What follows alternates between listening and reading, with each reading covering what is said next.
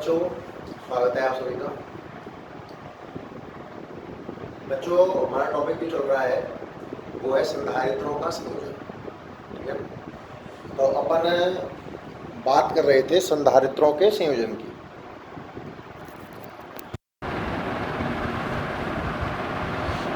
ठीक है ना, और संधारित्रों के संयोजन में अपन श्रेणी क्रम और समांतर क्रम पढ़ चुके थे।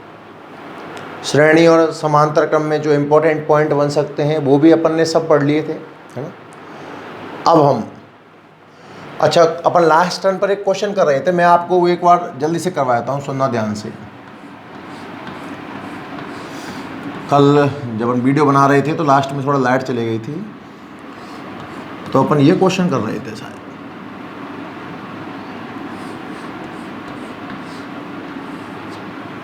ये था ए और ये था बी। हर एक संधारित्र 5 माइक्रोफैरड का था।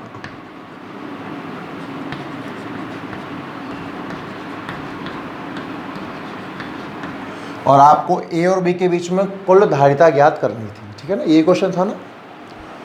तो सबसे पहले तो मैंने आपको बताया था कि इस क्वेश्चन को करने के लिए अपन को एक दूसरा डायग्राम बनाना होगा। याद करो आप, मैंने इस बिंदु को ए माना, लास्ट में कहीं बी लिखा, ऊपर कहीं सी, नीचे डी, यहाँ साइड में ई। ये ए हो गया था। इस बिंदु को हमने बी नाम दिया था, इसको हमने सी नाम दिया था, इसको हमने डी नाम दिया था। सॉरी, बी तो ऑलरेडी है ना, सी, इसे डी और इसे हमने ई नाम दिया था। अब मैंने संधारित्रों को जोड़ा। देखो ये जो संधारित्र है ना, ए और डी के बीच में है। बाकी ढंग से मैंने लास्ट लेक्चर में करवा दिया ये क्वेश्चन, एक बार और देख लीजिए आप। ए और सी के बीच में है ये संधारित्र। ये वाला आप देखोगे तो सी और ई के बीच में है। ये वाला आप देखिए सी और डी के बीच में दिखेगा, और ये वाला आपको डी और ई के बीच में दिखेगा, और ये वाला ई और बी के बीच में। मतलब आपने ने एक ऐसा डायग्राम बनाया था। सबकी वैल्यू 5 माइक्रोफैरड है। मैंने कहा था कि ये जो सिस्टम है इसे बोलते हैं व्हीटस्टोन। क्या बोलते हैं इस चीज़ को? व्हीटस्टोन। और ये व्हीटस्टोन संतुलन में है। संतुलन का पता चलेगा, इसका अनुपात 5/5 1 आएगा, और इसका अनुपात 5/5 कितना आएगा? 1। और जब व्हीटस्टोन संतुलन में होता है तो विकर्ण पर करंट फ्लो नहीं होता, उसे अपन सिस्टम में से हटा देंगे। इस वाले को सिस्टम में से हटा दीजिए आप, तो जो नया डायग्राम बनेगा वो कुछ ऐसा बनेगा।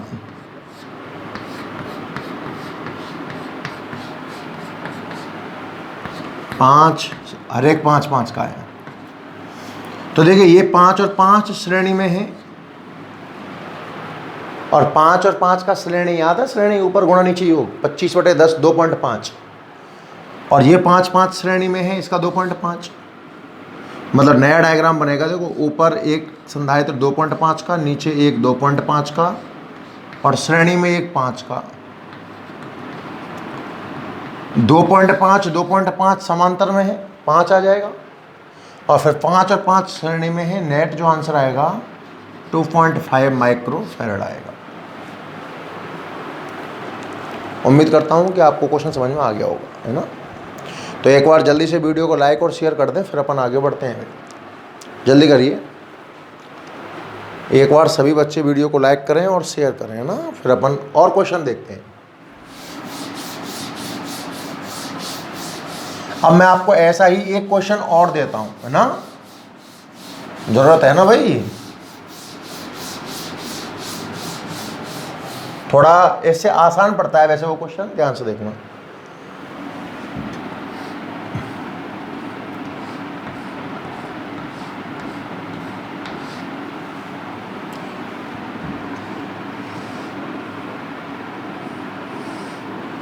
ये क्वेश्चन है, ये पॉइंट है ए, ये पॉइंट है बी, और तीनों संधारित्रों की धारिता सवाल तो कुछ भी ले लो आप, 5 माइक्रोफैरड ही मान लो। चलो, हर एक संधारित्र 5 माइक्रोफैरड का ही है। कुल धारिता आप बताएं। एक बार आप हो सके तो ट्राई करके ज़रूर देखना, जल्दी से ट्राई करके देखो 2 मिनट, फिर अपन आगे बढ़ते हैं।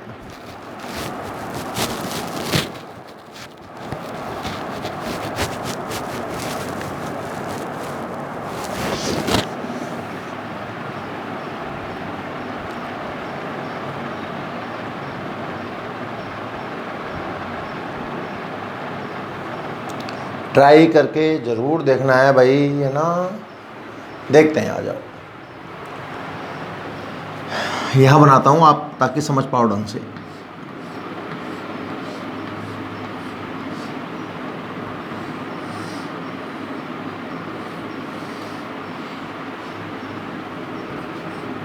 देखिएगा, मैंने आपको समविभव विभव वाले कॉन्सेप्ट से आपको समझाया था, सुनना। ये पॉइंट ए है तो ये तार है, यहाँ तक पॉइंट ए रहेगा। ये पॉइंट ए है तो यहाँ तार है। देखो ध्यान रखना, लास्ट क्वेश्चन में और इस क्वेश्चन में डिफरेंस क्या है कि लास्ट क्वेश्चन में यहाँ एक संधारित्र था तो आप उससे आगे नहीं बढ़ पा रहे थे, पर अब मैंने देखो इस ब्रांच में कोई संधारित्र नहीं रखा, तो ये अगर तार है तो तार से तार तक तो मैं बड़ी आसानी से पहुँच जाऊँगा। ये मतलब ये पॉइंट भी ऑटोमेटिक ए बन गया। पिछले क्वेश्चन में क्या था कि इस जगह संधारित्र था, आप डिफरेंस समझिए। तो संधारित्र था तो आप केवल यहीं तक तो पहुंच पा रहे थे, इससे आगे नहीं बढ़ पा रहे थे आप। पर इस सवाल में बच्चों इस जगह संधारित्र वगैरह कुछ भी नहीं है, एकदम बिल्कुल सिंपल है। तो अगर ये पॉइंट ए है तो ये संधारित्र की प्लेट ए हो गई, तार तार चलते रहो, ये ए हो गई। इसका मतलब ये जो प्लेट है संधारित्र की ए पर लगी हुई है, और इस संधारित्र की ये प्लेट भी कहाँ लगी हुई है, ए पर। फिर बी से चेक करो, बी से ये वाला बी है तो यहाँ तक बी आ गया। ये संधारित्र क्लियर हो गया, ए और बी के बीच में है। ये तार के माध्यम से होता हुआ ये पॉइंट बी बन गया, तो इस संधारित्र की ये प्लेट भी बी है और इस संधारित्र की ये प्लेट भी बी है। तीनों संधारित्र क्लियर हो गए। ध्यान से देखें तो आप, क्या ये संधारित्र ए और बी के बीच में है, ये संधारित्र भी बी और ए के बीच में है, ये संधारित्र भी ए और बी के बीच में है। इस सवाल में तो नया बिंदु आपको मानना ही नहीं है, ध्यान से देखना। तो इसका नया डायग्राम कैसे बनेगा कि ये मान लिया अपन ने ए और ये मान लिया अपन ने बी। पहले वाला संधारित्र ए और बी के बीच में जुड़ा हुआ है ना, तो ए और बी के बीच में अपन एक संधारित्र जोड़ दिया। दूसरा संधारित्र भी तो ए और बी के बीच में ही जुड़ा हुआ है, तो ए और बी के बीच में अपन ने एक संधारित्र और जोड़ दिया, ये लो ए और बी के बीच में। और तीसरा संधारित्र भी कहाँ जुड़ा हुआ है, ए और बी के बीच में, तो ए और बी के बीच में एक संधारित्र और जोड़ दीजिए। ये बात समझ में आ रही है कि नहीं आ रही। ये भी 5 माइक्रोफैरड, ये भी 5 माइक्रोफैरड, ये भी 5 माइक्रोफैरड, और 5 5 5 तीनों ही संधारित्र समांतर क्रम में है। और समांतर क्रम का सूत्र तो सीधा होता है, आपको पता हो तो, C1 + C2 + C3 then C is equal to 5 + 5 + 5 means 15 microfarad. Clear है भाई ना। बहुत सरल क्वेश्चन, टफ नहीं है। मतलब बशर्ते आप ये वाला कॉन्सेप्ट सीख गए हो विभव वाला, ये तो काफ़ी सरल क्वेश्चनों में से है, बस दिखाने का तरीका थोड़ा सा इसका डिफरेंट है, डरावना है ना। चलिए और आगे बढ़ते हैं। उम्मीद करता हूँ कि आप इस तरह के क्वेश्चन कर पाओगे, है ना। लिख लीजिए जल्दी से आप, फिर आगे बढ़ते हैं। पहले संयोजन के सवाल कर लेते हैं बहुत सारे ना, उसके बाद अपन आगे बढ़ेंगे। एक क्वेश्चन और दिखाता हूँ आपको।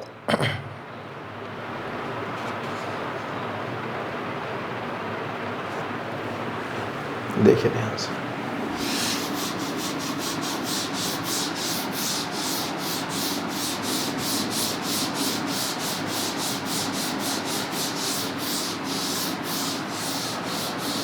एक क्वेश्चन और देखिए, इंपॉर्टेंट क्वेश्चन है ना, ध्यान सुनना।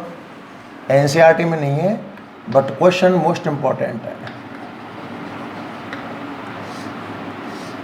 मैं आपको डायग्राम बना के दे रहा हूँ ना, एक डायग्राम बना हुआ है, ये देखना आप तो।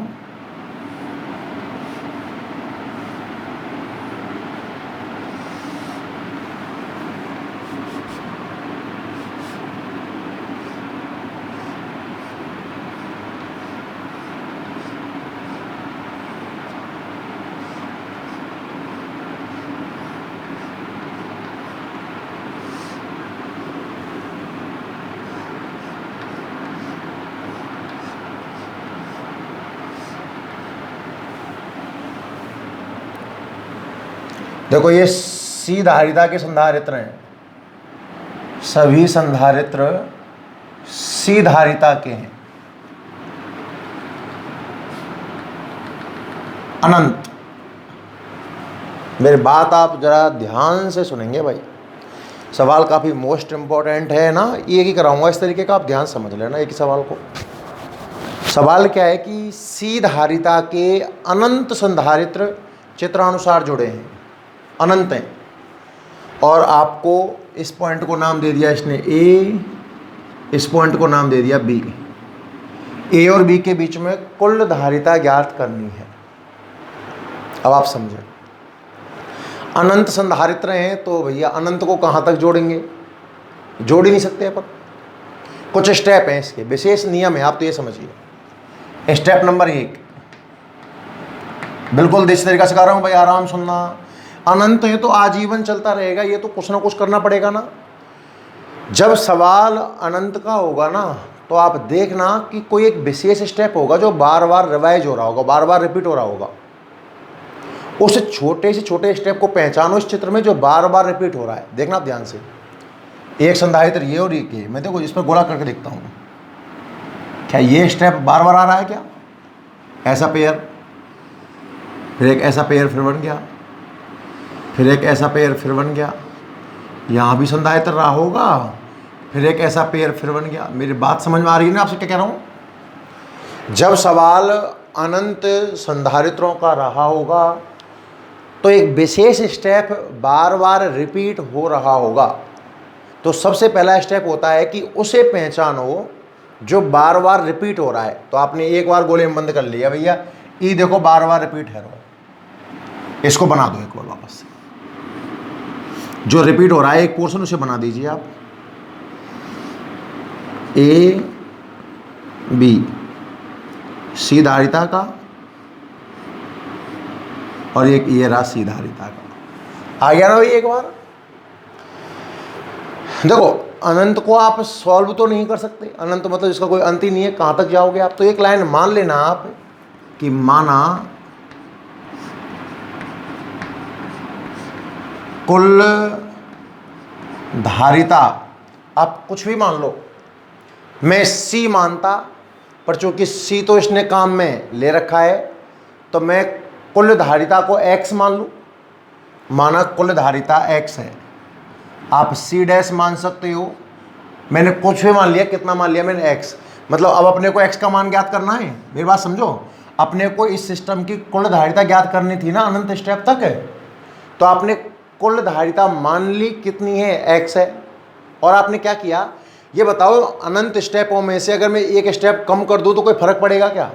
अनंत संधारित्र हैं, इस चित्र की धारिता c मान लेता हूं, x मान लिया मैंने, अगर मैं एक स्टेप कम कर दूं तो भी तो उत्तर x ही रहेगा। मेरी बात समझो आप ध्यान से, अनंत थे तो धारिता कितनी थी, x। अब मान लो मैं इसमें से ये वाला पोर्शन हटा भी दूं तो कोई खास फर्क पड़ जाएगा क्या? नहीं पड़ेगा ना। क्यों नहीं पड़ेगा? क्योंकि संधारित्र कितने हैं, अनंत। दो संधारित्र कम कर दिए तो कोई फर्क थोड़ी पड़ेगा इस चीज से, कोई फर्क पड़ने वाला नहीं है। फिलहाल डायग्राम पूरा बनाता हूं, मैं क्या कहना चाह रहा हूं वो आप समझना। अब आप इस पीछे के पूरे पोर्शन को हटाकर एक ही संधारित्र जोड़ दीजिए, और कितने मान का जोड़ दो, x मान का। ये बात समझ में आई कि नहीं आई? देखो मेरी बात समझना, मेरी बात समझना, वापस से मैं आपको ये दो स्टेप ही समझ में आ गए ना तो सवाल में कोई दम नहीं रहेगी। दोबारा समझते हैं सवाल को, दोबारा समझने का प्रयास करते हैं। एक बार थोड़ा डिफिकल्ट सवाल है, एक बार देख लो भाई ना, आ जाए समझ में तो बहुत अच्छी बात है, नहीं तो फिर कुछ और देखते हैं। क्वेश्चन क्या था वो आप समझिए, वापस से समझना। एक ऐसा कॉम्बिनेशन बना के दे रखा है, ये संधारित्र है, ये संधारित्र है,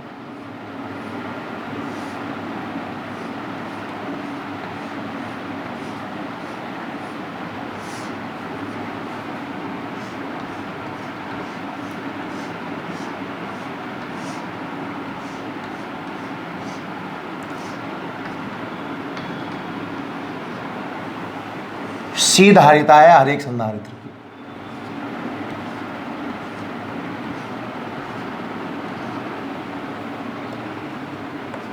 ए और बी। दोबारा समझते हैं। सबसे पहला स्टेप मैंने कहा कि कोई ना कोई विशेष स्टेप रिपीट हो रहा होगा, तो आपको एक बात तो बड़ी आसानी से समझ में आ गई होगी कि देखो भैया ये स्टेप है ना बार बार रिपीट हो रहा है। ये दिख गया, फिर दिख गया, फिर दिख गया, फिर दिख गया। और फिर एक लाइन मान लेना आप कि माना संयोजन की कुल धारिता में सी मानता, अगर ये कुछ आंकिक मान रहे होते तो, चूंकि सी दे रखा है कंफ्यूजन होगा, एक्स मान लो, क्या फर्क पड़ रहा है, कुछ भी मान सकता हूं।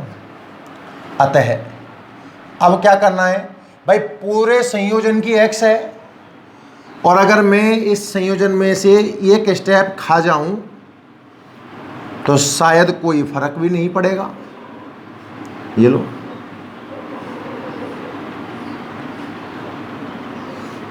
ये सी धारिता का, ये सी धारिता का, और इस पूरे सिस्टम को हटाकर एक ही जोड़ दो आप तो एक्स वैल्यू का। यहां तक बात समझ में आई या नहीं आई? बहुत से बच्चे पूछते हैं, मैं अभी क्लियर कर दे रहा हूं भाई, इन क्वेश्चनों को मैं फोन पे एक्सप्लेन नहीं कर पाऊंगा, बार बार बोल रहा हूं भैया। आपने पूरे संयोजन की धारिता एक्स मानी है यहां से यहां तक, अनंत में से दो संधारित्र कम भी हो गए तो अनंत ही तो रहे, कोई खास फर्क पड़ा क्या? नहीं पड़ा ना। तो इस विशेष स्टेप को हटाकर बचे कुचे को भी कितना मानूंगा? एक्स ही मानूंगा। अब सॉल्व कर ले इसको, ध्यान से देख पीछे से। क्या सी और एक्स श्रेणी क्रम में है? क्या सी और एक्स श्रेणी क्रम में है? तो इनको सॉल्व करके देख कितना आता है। देखो, ए अपनी जगह पर है, ये संधारित्र अपनी जगह पर है, और ये संधारित्र अपनी जगह पर है बी। अब मेरी बात सुनना, क्या सी और एक्स श्रेणी क्रम में है? और जब दो संधारित्र श्रेणी क्रम में होते हैं तो उनका आंसर ऊपर गुणा नीचे योग। सी और एक्स का जो नेट आंसर आएगा, इन दोनों को हटाकर जब मैं एक ही संधारित्र लगाऊंगा तो उसकी वैल्यू होगी सी एक्स बटे सी प्लस एक्स। पता है ना अपने को, C1 और C2 धारिता के दो संधारित्र अगर श्रेणी क्रम में जुड़े हों तो कुल धारिता होती है C1 C2 बटा C1 प्लस C2। सी और एक्स धारिता के दो संधारित्र श्रेणी क्रम में है तो कुल धारिता होगी CX बटा C प्लस एक्स। अब सुनना आप ध्यान से, इस चित्र को देखूं तो इस चित्र में देखो, एक तो C धारिता का संधारित्र है और एक ये संधारित्र है। कितनी धारिता का? CX बटे C प्लस एक्स। क्या दोनों संधारित्र समांतर क्रम में है? और समांतर क्रम में जब होते हैं, समांतर क्रम में जब होते हैं तो आंसर C1 प्लस C2 आता है। तो इनका जो नेट आंसर आएगा वो आएगा C प्लस CX बटा C प्लस एक्स। अब चूंकि ये कुल धारिता आई है और कुल धारिता आप कितनी मान चुके हो? x, मीन्स ये वैल्यू x के बराबर है। ये वाला स्टेप समझ में आया कि नहीं आया? यहाँ अपने दिमाग की बत्ती जल जानी चाहिए। बस अब आगे कैलकुलेशन है, मैं आगे बड़ी आसानी से करा दूंगा। दोबारा समझ, दोबारा समझ। पहले स्टेप में उस विशेष स्टेप को पहचानना है जो बार बार रिपीट हो रहा है। मैंने पहचान लिया, सब ये रिपीट हो रहा है। दूसरा स्टेप, कुल धारिता को कुछ भी नाम दे देना, एक्स दे दिया मैंने।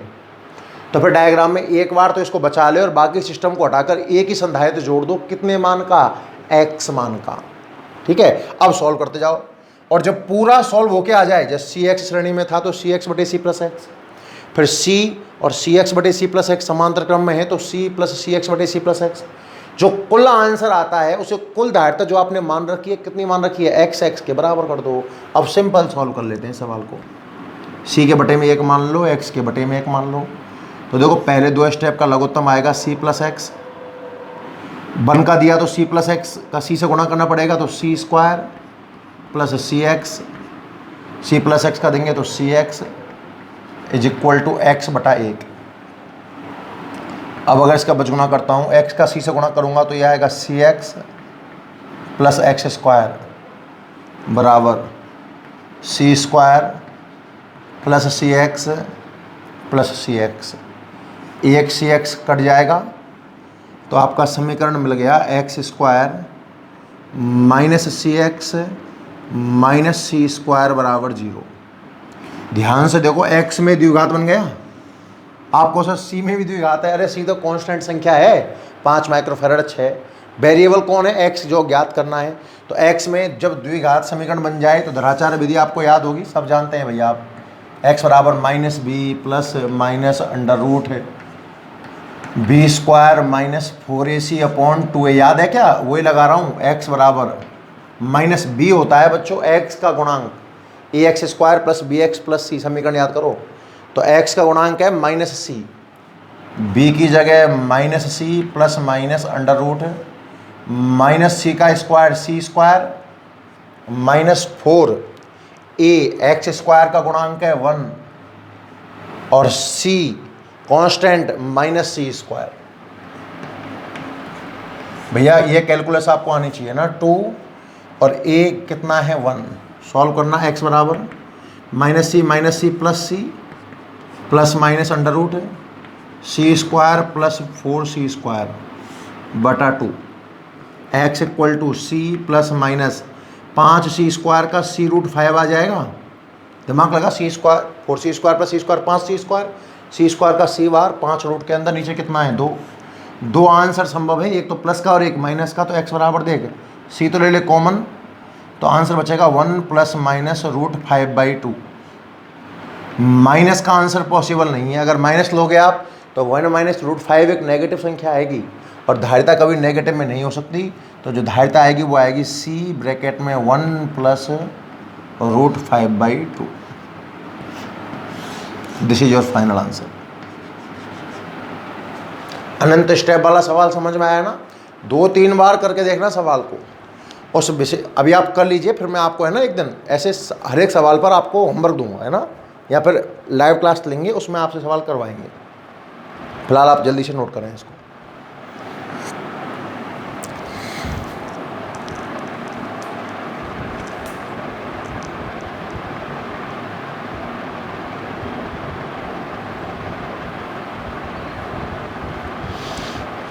छोड़ेंगे न हम तेरा साथ साथी मरते दम तक, छोड़ेंगे न हम तेरा साथ और साथी मरते दम, मरते दम तक साथ जन्म तक, साथ जन्म जन्म तक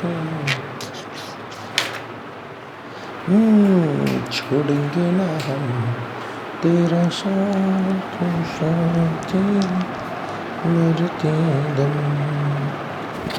नेक्स्ट चलते हैं, आगे बढ़ते हैं भाई।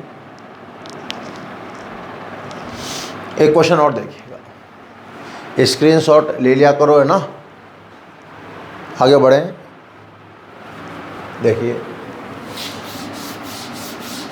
एक टाइप और देखिए क्वेश्चन होगा।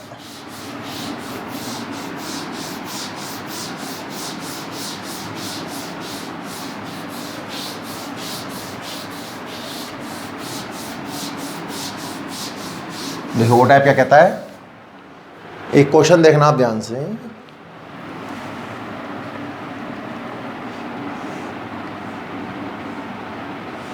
एक संधारित्र है,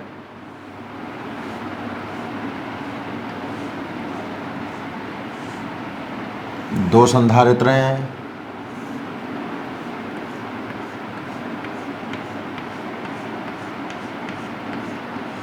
चार संधारित्र हैं, अब 8 हैं।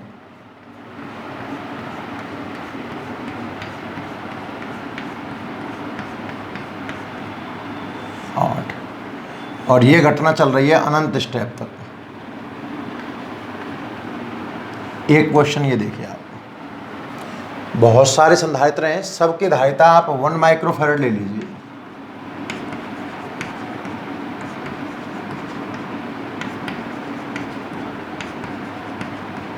समझ गए ना आप, हर एक संधारित्र की धारिता 1 माइक्रोफैरड है। ए और बी के बीच में कुल धारिता ज्ञात करनी है। ध्यान से देखो, एक बार विचार करें जल्दी से आप। एक डायग्राम दिया हुआ है, पहली ब्रांच में 1 है, फिर 2 हैं, फिर 4 हैं, फिर 8 हैं, अगली बार 16 रहे होंगे और ये घटना अनंत पदों तक चलेगी। आपको कुल धारिता ए और बी के बीच में ज्ञात करनी है। देखिएगा,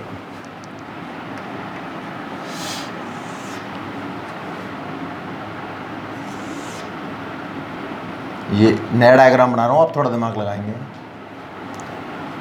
पहले वाला संधारित्र अपनी जगह पर है 1 माइक्रोफैरड, कोई दिक्कत ही नहीं है इसका। तो ध्यान से देखो, इन दो संधारित्रों को दोनों श्रेणी में है, 1-1 माइक्रोफैरड के दो संधारित्र श्रेणी क्रम में है, तो इनकी जो कुल धारिता निकल करके आएगी वो निकल के आएगी 1/2 माइक्रोफैरड। शॉर्टकट याद है ना, C/N। C धारिता के N संधारित्र श्रेणी क्रम में हो तो उत्तर कितना आता है, C/N। एक का था तो सीधा एक ही रहा, फिर 1-1 के दो श्रेणी में हो गए तो 1/2 आंसर आ गया। अब आगे और बढ़ते हैं, 1-1 के 4 श्रेणी क्रम में दिख रहे होंगे अगले स्टेप में, तो अगले स्टेप में जो संधारित्र बन जाएगा उसकी धारिता हो जाएगी 1/4 माइक्रोफैरड। उससे अगले में 1/8 माइक्रोफैरड। इस तरह ये क्रम चलता रहेगा। अब की बार 1/16 आ जाएगा। अब देखो, ये सभी संधारित्र आपस में समांतर क्रम में नजर आ रहे हैं क्या अपने को, तो जो कुल धारिता होगी C वो आएगी 1 + 1/2, पता है ना समांतर क्रम में CP बराबर C1 + C2 + C3, 1 + 1/2 + 1/4 + 1/8 dash dash dash अनंत। अब आप दिमाग लगाएं बच्चों, ये बन जाती है GP, गुणोत्तर श्रेणी। मैथ वाले भली भांति परिचित होंगे, बायो वालों को मैं यहाँ दिखा देता हूँ एक ब्लॉक बनाकर ना, एक्स्ट्रा है भैया। GP मतलब गुणोत्तर श्रेणी। पहचान क्या है, प्रथम पद, अगला चलो प्लस करके लिख दो, अगला स्टेप लिख दो आप, तो A × R AR² ARQ ये है। और जब अनंत पद की GP हो, देखो प्रथम पद इसमें 1 हो जाएगा, और जो R है वो दूसरे पद में पहले वाले पद का भाग देख 1/2 में 1 का भाग दे, R निकलेगा 1/2, फिर 1/2 गुणा करेगा तो 1/4, फिर 1/2 गुणा करेगा तो 1/8। सार्वनुपात बोलते हैं इस चीज़ को। और गुणोत्तर श्रेणी में अनंत पदों के योग का सूत्र होता है A/1 - R, पता होना चाहिए। गुणोत्तर श्रेणी में आपने 3 तरह के योग के सूत्र पढ़े होंगे, n पदों के योग का पढ़ा होगा 2 बार। तो एक बार जब R का मान 1 से बड़ा हो, एक R का मान 1 से छोटा हो, और एक आपने अनंत पदों के योग का भी पढ़ा होगा A/1 - R। देन C = सबको जोड़ दो। A मतलब प्रथम पद कितना है 1/1 - R, सार्वनुपात दूसरे वाले पद में पहले वाले पद का भाग देके देखो 1/2। देन C = 1/1 - 1/2 बन जाएगा, 2 भाई साहब ऊपर घूम जाएगा, तो C का मान निकलेगा 2 माइक्रोफैरड। एक पॉइंट एक्स्ट्रा था इसलिए मैंने अलग से ब्लॉक बना दिया है। GP गुणोत्तर श्रेणी बन के तैयार हुई थी, और अनंत पदों की गुणोत्तर श्रेणी में योग का सूत्र होता है A/1 - R, प्रथम पद बटे 1 - सार्व अनुपात। क्लियर है, आप नोट कर लीजिए इसको।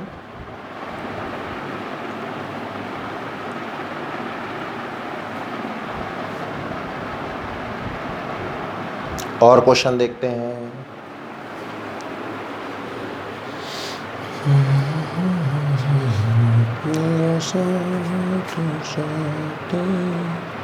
मरते दम तक, मरते दम नहीं, जन्म जन्म तक, जन्म जन्म नहीं, साथ में जन्म। ठीक। और देखिए क्वेश्चन, अब एक थोड़ा सा हल्का क्वेश्चन ले लें बीच में ना, फिर एक अच्छा सा क्वेश्चन कराएंगे। तो हल्का क्वेश्चन ये रहा, सेकंडों में जवाब आ जाएगा आपका, मुझे पता है।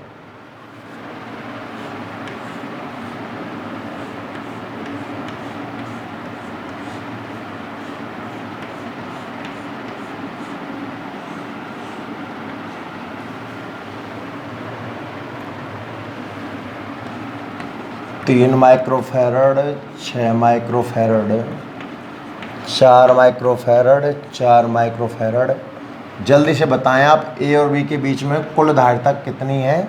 मैं ऑप्शन लिख रहा हूँ,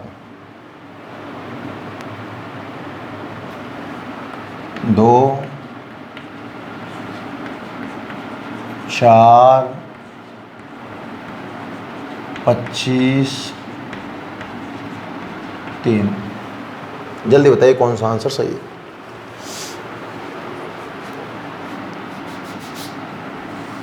काफ़ी आसान क्वेश्चन है और जल्दी कमेंट करके बताना है ना। जो बच्चे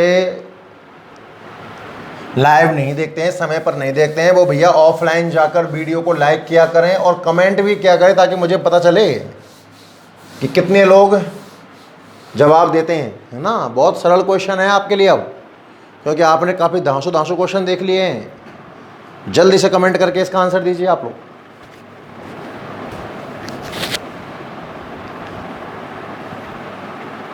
बिल्कुल, देखिए ध्यान से, बहुत सरल। 3 और 6 श्रेणी में है। 3 और 6 श्रेणी में तो शॉर्टकट ऊपर गुणा नीचे योग। 6 गुणा 3 18 और योग 6 + 3 नीचे 9, 18/9 2 आएगा। ऊपर वाले सिस्टम को सॉल्व करोगे तो कितना आएगा, 2 आएगा भाई। ये लो 2 माइक्रोफैराड। समझ में आ गया क्या आपको। 3 और 6 का श्रेणी 2 आता है, पता है ना शॉर्टकट किस काम के हैं। ऊपर गुणा नीचे योग। 6 गुणा 3 18/6 + 3 9, 18/9, 9 दूनी 18, 2 आ गया भाई। और नीचे देखना, क्या 4 4 के 2 संधारित्र हैं और 4 4 के 2 संधारित्र हैं, तो इनका भी 2 आने वाला है। गुणा योग वाला कॉन्सेप्ट 16/8 2 आ रहा है। और चाहे वैसे C/N वाले तरीके से कर लीजिए। अब देखो 2-2 माइक्रोफैराड के 2 समांतर क्रम में है, तो कुल धारिता समांतर क्रम में सीधा जुड़ जाएगा। ये खत्म। 4 microfarad. Option number B is right. 3 और 6 का श्रेणी 2 और 4 और 4 का श्रेणी 2 और 2 और 2 का समांतर 4। सेकंडों में बिना पेन चलाए आंसर ला सकते हो ऐसे क्वेश्चन हो के। तो आप और देखें ये क्वेश्चन, और देखें, करते जाइए जल्दी जल्दी।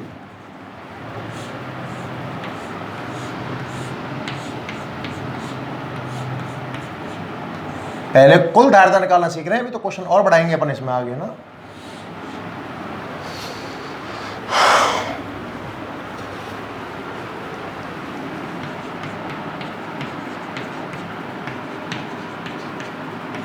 जल्दी से कुल धारिता बताएं।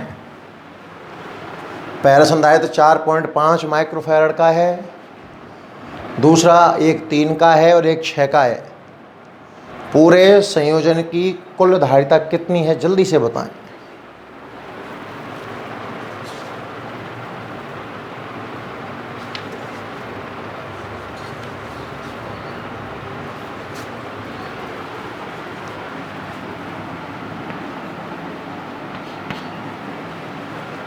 करिए।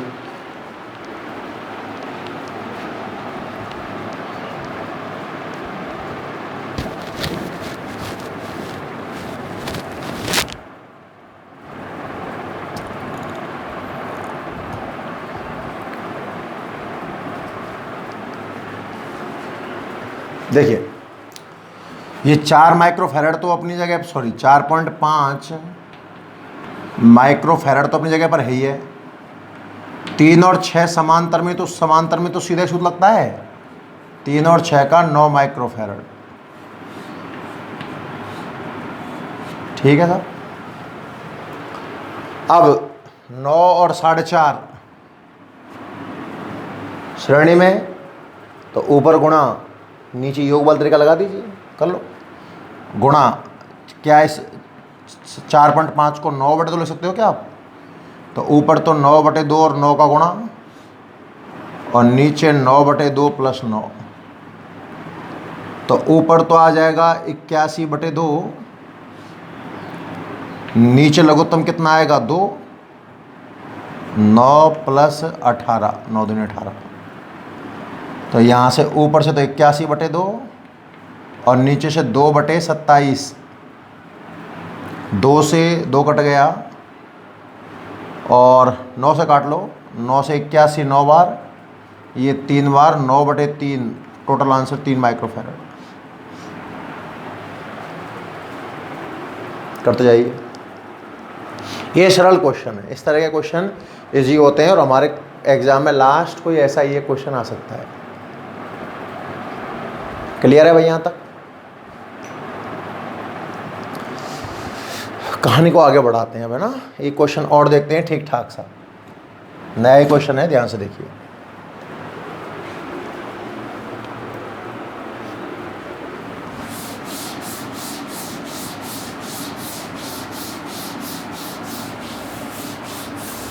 क्वेश्चन क्या है मैं बोलता हूँ।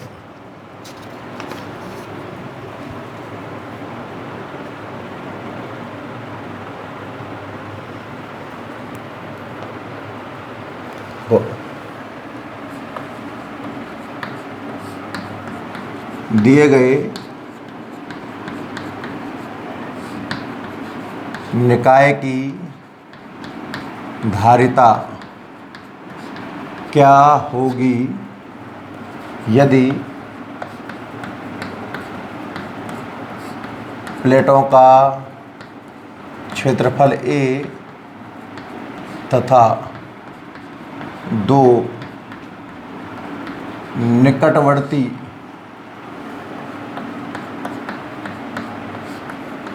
प्लेटों के मध्य की दूरी d है। सवाल सुनना।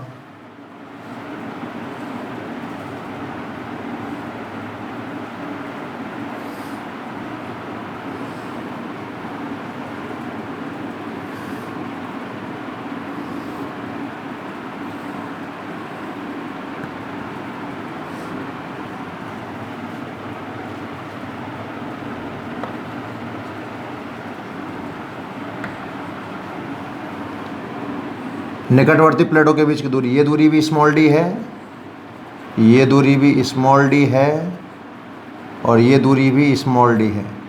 क्षेत्रफल प्लेटों का A है। आपको इसका आंसर बताना है कि इसकी धारिता कितनी होगी। ध्यान से सुनना इसका सब तरीका।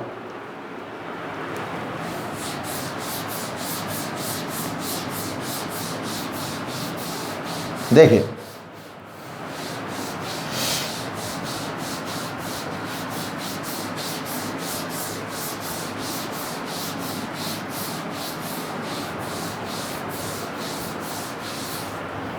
एक नया डायग्राम बनाते हैं, इससे सुनना कैसे। एक बिंदु आप A ले लो और एक बिंदु आप B ले लो। 2 बिंदु ले लीजिए आप, कौन कौन से साहब, A और B। अब संधारित्र का सिस्टम तो आपको पता ही है कि 2 प्लेट होनी चाहिए। देखो, ये एक पोर्शन संधारित्र है। कैसे? क्या पहली प्लेट A पर टिकी हुई है और दूसरी प्लेट कहाँ टिकी हुई है, B पर, और बीच की दूरी कितनी है, D। मतलब इस चीज़ को आप एक नंबर का एक संधारित्र मान सकते हो। A और B के बीच में एक संधारित्र जोड़ दो। बात करूँ इसकी धारिता की, तो क्षेत्रफल है A, बीच की दूरी है D, तो इसकी धारिता आ जाएगी A/0/D। इस संधारित्र की जो धारिता होगी वो कितनी होगी, A/0/D। एक नंबर का।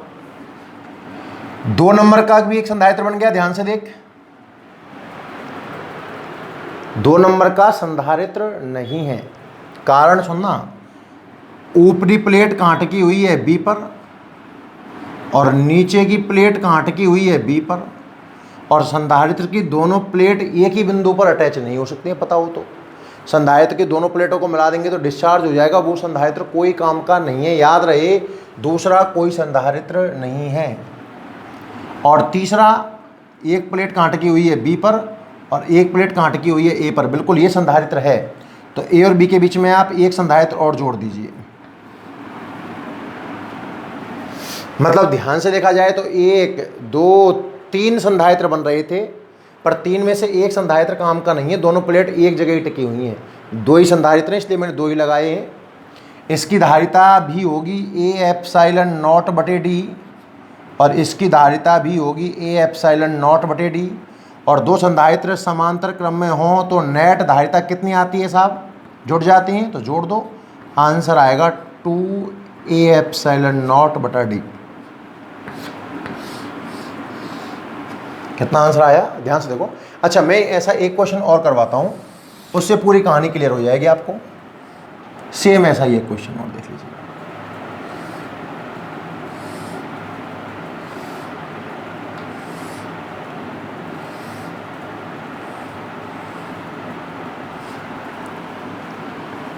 ये पॉइंट है ए, ये पॉइंट है बी।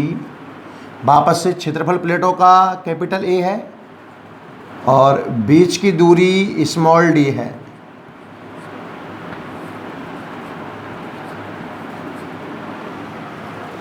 ठीक है ना। इस सिस्टम में आपको कुल धारिता देखनी है, तो वही बात है कि देखना है कि क्या तीनों ही वास्तव में संधायित्र बन रहे हैं क्या। देखना पहला संधायित्र है कि नहीं है। पहली प्लेट कहाँ है इसकी, ए पर, ठीक है, और दूसरी प्लेट कहाँ है, बी पर। बिल्कुल ये संधारित्र है साहब पहला। क्या दूसरा भी संधारित्र है। ऊपर की प्लेट कांटकी हुई है बी पर और नीचे की प्लेट कांटकी हुई है ए पर। बिल्कुल साहब ये भी संधारित्र है। और क्या तीसरा भी संधारित्र है। ऊपर की प्लेट कहाँ है, ए पर, नीचे की प्लेट कहाँ है, बी पर। तीसरा भी संधारित्र है। तीनों ही संधारित्र हैं। तो कुल धारिता, अगर आपको नया डायग्राम बनाना भी है तो ए और बी के बीच में 3 जोड़ दो, 1 2 और 3। और तीनों की धारिता, इसकी भी ए एप्सिलॉन नॉट बटे डी, इसकी भी ए एप्सिलॉन नॉट बटे डी और इसकी भी ए एप्सिलॉन नॉट बटे डी। कुल धारिता आ जाएगी 3 ए एप्सिलॉन नॉट बटा डी। इसमें तो कितना आया था, 2 ए एप्सिलॉन नॉट बटा डी और इसमें कितना आ गया, 3 ए एप्सिलॉन नॉट बटा डी। अब सवाल क्लियर हो गया होगा। ऐसा भी क्वेश्चन बन सकता है संधारित्र में, देख जाइए आप।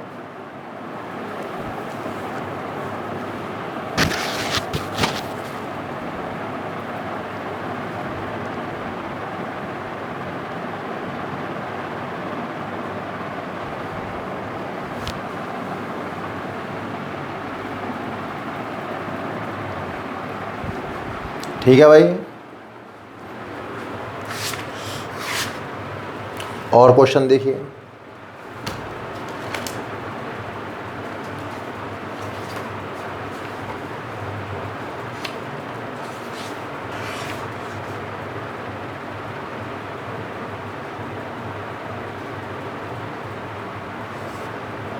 देखो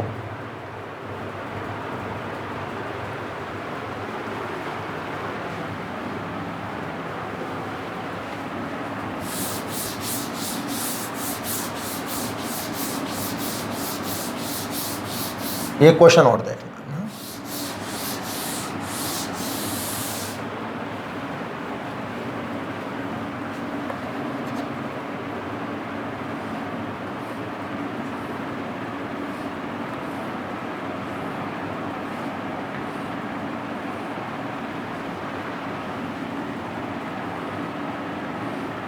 तीन ले लो, कोई दिक्कत नहीं।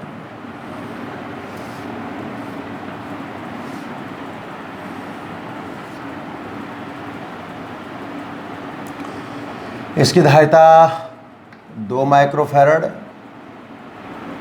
इसकी धारिता 3 माइक्रोफैरड और इसकी धारिता 4 माइक्रोफैरड। ध्यान सुनना, बैटरी मान लो आप 2 ले लो यार, सवाल थोड़ा बड़ा हो जाएगा है ना। 2 ही संधारित्र कर लो, ऐसा करो।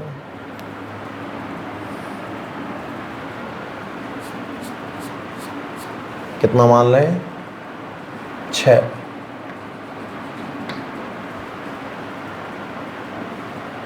ठीक है ना। और ये मान लो आप 9 वोल्ट की बैटरी। मेरी बात सुनना, आपको एक क्वेश्चन दिया हुआ है और सवाल बोल रहा है, 2 सवाल है। नंबर 1, पहले वाले में तो आप तुल्य धारिता ज्ञात करो, दूसरे वाले में आप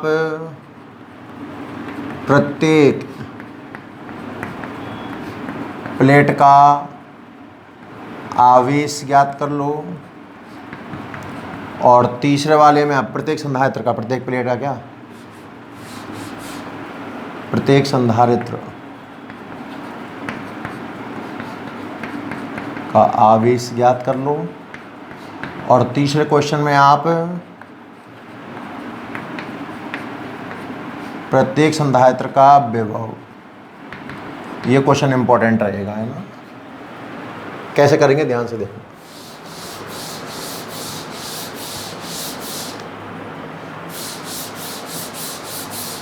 देखिए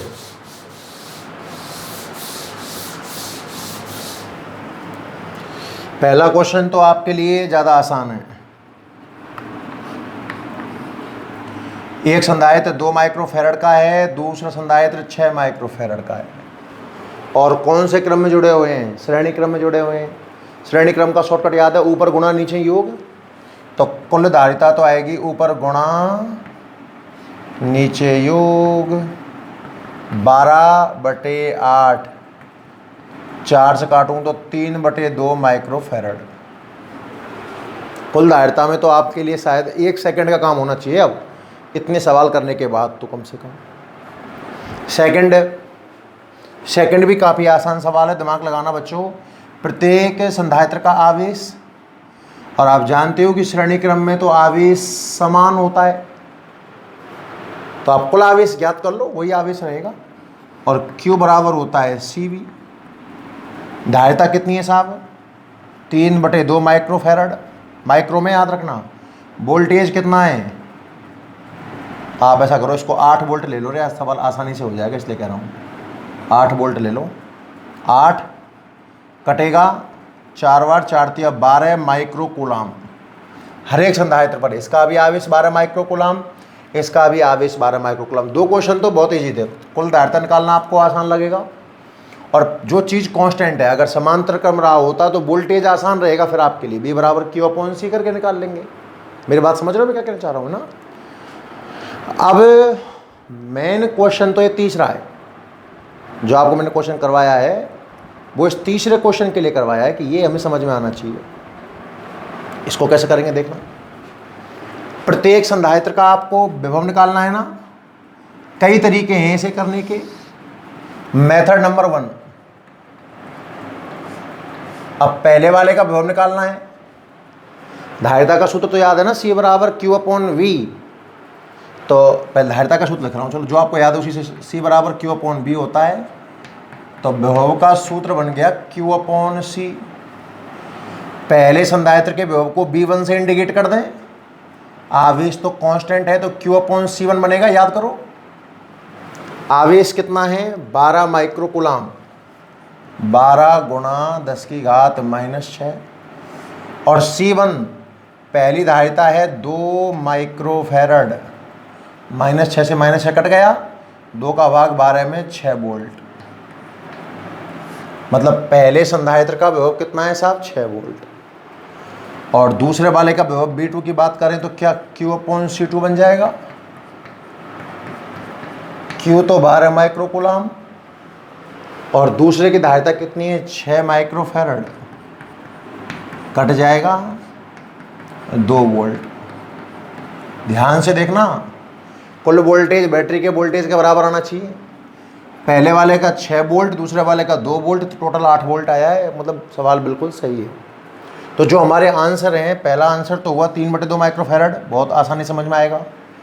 दूसरा 12 माइक्रो कूलाम, ये भी आसानी से आ जाएगा। और इस तरीके से ये क्वेश्चन भी आपको बहुत आसान लगा होगा। C बराबर Q/V आप सब जानते हो। वोल्टेज निकालना है तो वोल्टेज का फॉर्मूला निकाल लिया, आवश्यक डाटा पूरा दिया हुआ है। मेथड नंबर 2 और समझना आप। अच्छा, ये तो अपन ने तब निकाला, अगर सवाल एग्जाम में सीधा विभव का आ जाए तो अपन कैसे करेंगे सर? कुछ नहीं पूछता, ये डायग्राम देखकर पूछता कि इसका वोल्टेज कितना है, इसका वोल्टेज कितना है। तो सुन ध्यान से, मैंने पढ़ाया था विभव का अनुपात। आज श्रेणी क्रम में आवेश का अनुपात तो 1:1 होता है। इसका वोल्टेज बच्चों आप V1 मान लीजिए, और इसका वोल्टेज आप V2 मान लीजिए। याद करो, श्रेणी क्रम में वोल्टेज का अनुपात मैंने 1/C के रेशियो में पढ़ाया था। V1 1/C1, V2 1/C2। तो V1 रेशियो V2 हो जाएगा 1/C1 अनुपात 1/C2। V1 अनुपात V2 हो जाएगा 1/C1 कितना है? 2। और C2 कितना है 6, 1/2 अनुपात 1/6। अरे यार ये